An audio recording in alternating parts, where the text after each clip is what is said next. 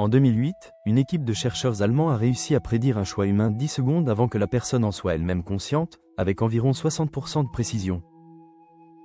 10 secondes, c'est une éternité pour un cerveau, largement de quoi remettre en question ce qu'on appelle spontanément notre libre arbitre. Cette expérience, publiée dans la revue Nature Neurosciences, n'est pourtant que la suite d'une histoire commencée près de 30 ans plus tôt. Tout part d'un neurophysiologiste américain, Benjamin Libet, qui installe en 1983 un protocole devenu depuis un classique absolu des neurosciences. Il demande à ses participants de bouger un doigt au moment de leur choix, sans aucune contrainte, et de repérer précisément l'instant où ils sentent naître l'envie de bouger. Pour repérer cet instant avec précision, il utilise un dispositif original, un point lumineux qui tourne rapidement sur un cadran, comme l'aiguille d'une horloge accélérée. Les participants doivent simplement retenir la position du point au moment exact où l'envie de bouger leur traverse l'esprit. Pendant ce temps, un électroencéphalogramme enregistre en continu l'activité électrique de leur cerveau. Libet découvre alors un signal qu'il baptise le potentiel de préparation, une montée progressive de l'activité cérébrale juste avant chaque mouvement. Pour un geste totalement spontané, ce signal démarre environ 550 millisecondes avant le mouvement réel.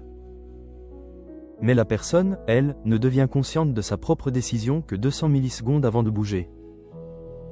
Autrement dit, le cerveau semble avoir déjà commencé à préparer l'action environ 350 millisecondes avant que la conscience n'en ait la moindre idée. Ce résultat, publié dans la revue Brain, déclenche immédiatement une onde de choc dans la communauté scientifique. Si le cerveau initie l'action avant que nous en ayons conscience, alors la décision que nous croyons prendre librement pourrait n'être qu'une histoire racontée après coup. Une sorte de commentaire tardif, ajouté par notre esprit pour donner un sens à quelque chose déjà décidé. Certains chercheurs et philosophes y voient immédiatement la preuve que le libre arbitre, tel qu'on l'imagine, n'existe tout simplement pas. D'autres, plus prudents, rappellent que Libet lui-même refusait cette conclusion radicale, et proposait une porte de sortie encore aujourd'hui très discutée. Si ce genre de découverte, capable de remettre en question une notion aussi intime que la liberté de choisir, te fascine autant que moi, alors cette chaîne est faite pour toi. Abonne-toi dès maintenant, active la cloche pour ne rater aucune prochaine enquête, et dis-moi en commentaire ce que toi, tu penses vraiment du libre arbitre. Tu retrouveras aussi dans la description tous les liens vers les études originales citées dans cette vidéo, pour vérifier chaque détail par toi-même. Cette porte de sortie, Libet l'appelle le veto, l'idée que même si l'impulsion démarre inconsciemment, la conscience garderait la capacité de bloquer le geste à la toute dernière milliseconde. Dans ces expériences, certains participants rapportent effectivement avoir senti l'envie de bouger, puis avoir choisi de se retenir au tout dernier instant. Ils résument cette idée par une formule restée célèbre: nous n'aurions peut-être pas un libre arbitre classique, mais un libre refus. Le simple fait de pouvoir dire non, jusqu'à la toute fin du processus, suffirait selon lui à sauver une forme de responsabilité morale. Cette nuance a longtemps permis d'apaiser un peu le débat, sans jamais totalement le clore. Pendant près de 30 ans, la principale critique adressée à Libet concernait la méthode elle-même, un simple électroencéphalogramme posé sur le crâne. Ce type de mesure reste relativement grossier, capable de rater des signaux plus fins provenant de zones plus profondes du cerveau. En 2011, le neurochirurgien Itzhak Fried répond à cette objection avec des moyens bien plus précis. Il travaille avec des patients épileptiques porteurs d'électrodes implantées directement dans le cortex frontal médian, pour préparer une future opération. Cette fois, il n'observe plus une moyenne électrique globale, mais l'activité de neurones individuels, un par un. Le résultat confirme et renforce celui de Libet, certains neurones commencent à changer leur rythme d'activité plusieurs centaines de millisecondes avant le mouvement conscient. Fried repère même deux familles distinctes de neurones, les unes accélérant leur activité, les autres la ralentissant, à mesure que l'instant du geste approche. Plus les chercheurs approchent du moment du mouvement, plus la précision de leurs prédictions augmente. Cette réplication au niveau du neurone unique écarte l'objection selon laquelle le signal de Libet ne serait qu'un simple artefact de mesure électrique.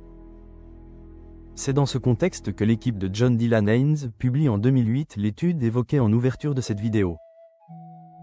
Les participants doivent choisir librement, à leur propre rythme, entre appuyer sur un bouton de la main gauche ou de la main droite. Pendant qu'ils regardent défiler des lettres sur un écran, ils doivent aussi mémoriser à quel moment précis l'idée du choix leur est venue. Grâce à l'imagerie par résonance magnétique fonctionnelle, les chercheurs identifient une activité prédictive dans le cortex préfrontal et le précuneus. Cette activité permet de deviner le futur choix jusqu'à 10 secondes avant que la personne ne se dise consciemment « je vais choisir la main droite ». Un délai bien plus long que les 350 millisecondes originales de l'eBay, presque vertigineux à l'échelle du cerveau. Une étude suivante, menée par la même équipe quelques années plus tard, confirmera ce résultat avec un protocole encore plus rigoureux.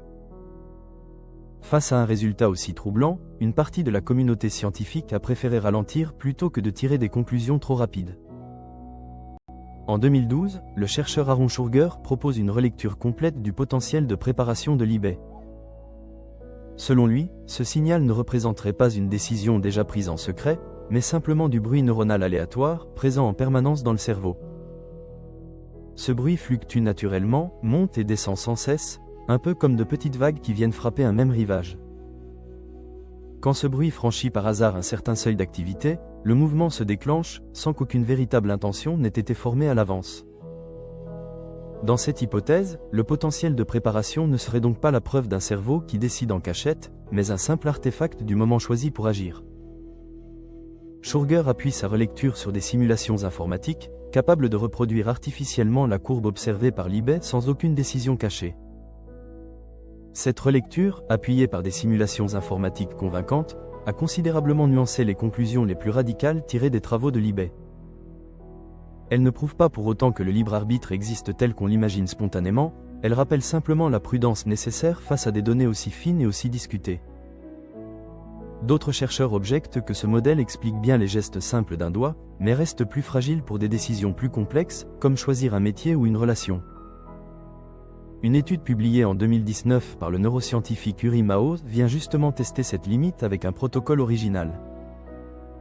Ces participants doivent choisir entre deux associations caritatives, sachant que leur choix déterminera qui reçoit, selon les essais, 1000 $ ou seulement 500 $ de dons. Dans les essais purement arbitraires, sans aucune conséquence réelle, le fameux potentiel de préparation apparaît exactement comme dans les expériences de l'eBay. Mais dans les essais dits délibérés, où le choix a un vrai enjeu financier pour une association, ce même signal disparaît presque complètement.